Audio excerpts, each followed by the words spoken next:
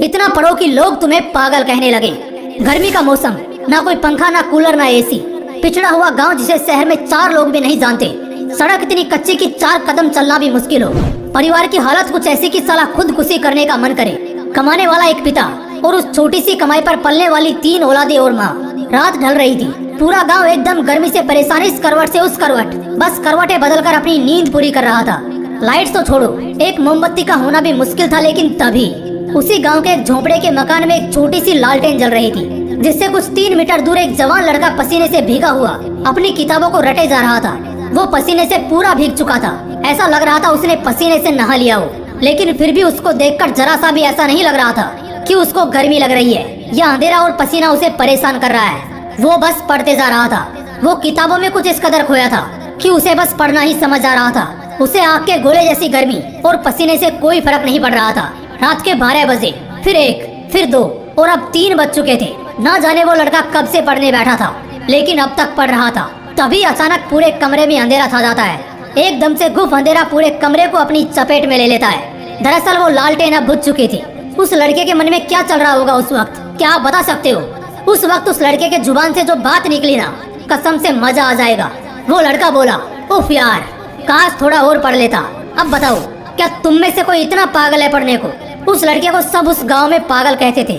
गांव वालों से पता चला कि वो लड़का कब पढ़ने बैठा था, लेकिन कब तक पढ़ता रहेगा कोई नहीं बता सकता था।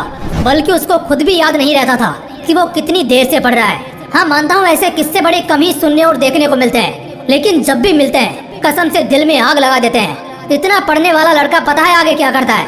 2012 बैच का यूपीएससी क्रैक करता है और एक बहुत ही बड़ा आदमी बनता है। जब इतनी आग हो सीने में, तभी तो मजा आएगा जीने में।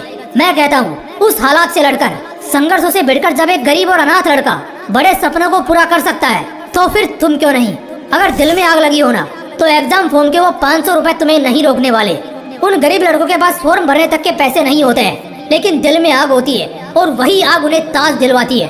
पढ़ाई भागने के लिए नहीं बनी, पढ़ने के लिए बनी है, पढ़ाई करने के लिए बनी है। अगर 2 साल भी खुद को दे दिए ना, जहाँ तुम्हारे लिए दिन रात, सुबह शाम, अंधेरा उजाला कुछ मायने नहीं रखेगा। मायने रखेगी तो सिर्फ एक चीज कि बस बहुत हो गया, अब सिर्फ और सिर्फ पढ़ना है, चाहे कुछ भी हो जाए बस पढ़ना है। वैसे इसके लिए खुद को उकसाना नहीं है और ना कोई जबरदस्ती करनी है। बस अपने दिमाग को और अपने मन को समझाना है पढ़ने के लिए।